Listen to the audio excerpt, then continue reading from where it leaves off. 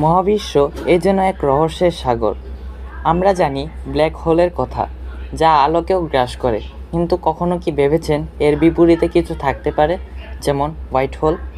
আজকের ভিডিওতে আমরা মহাবিশ্বের এক অদ্ভুত এবং জটিল রহস্য হোয়াইট হোলের বিষয়ে আলোচনা করব। তো চলো শুরু করা যাক।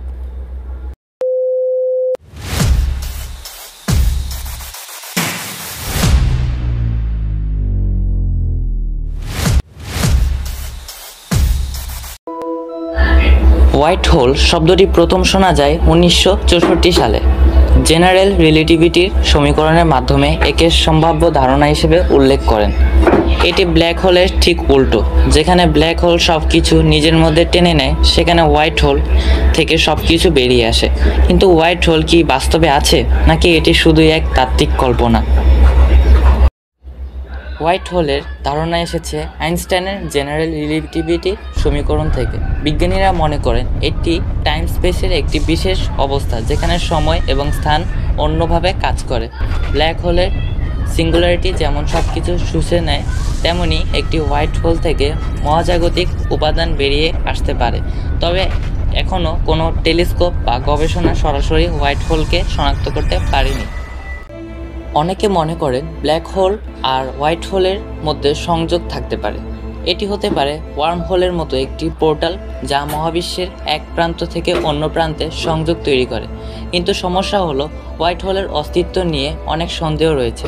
মহাবিশ্বে এমন কিছু দেখা যায়নি যা বিজ্ঞানীদের এই তত্ত্বকে নিশ্চিত করতে পারে। তাহলে প্রশ্ন আসে, হোয়াইট হোল যদি থেকে থাকে তবে আমরা কেন তা দেখতে পাই না? বিজ্ঞানীরা মনে করেন যদি হোয়াইট হোল কখনো তৈরি হয়ও, তা হয়তো খুব অল্প সময়ের জন্য থাকে।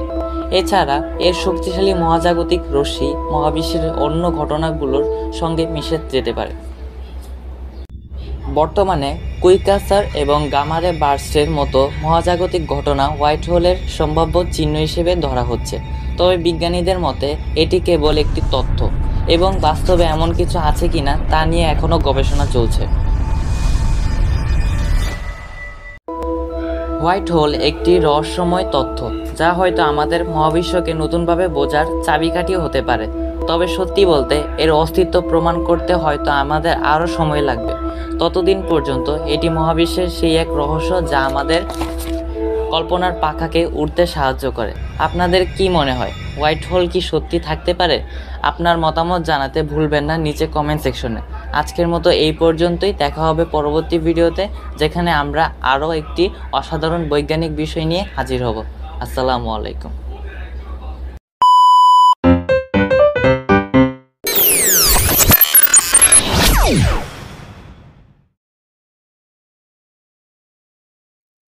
Subscribe to my channel.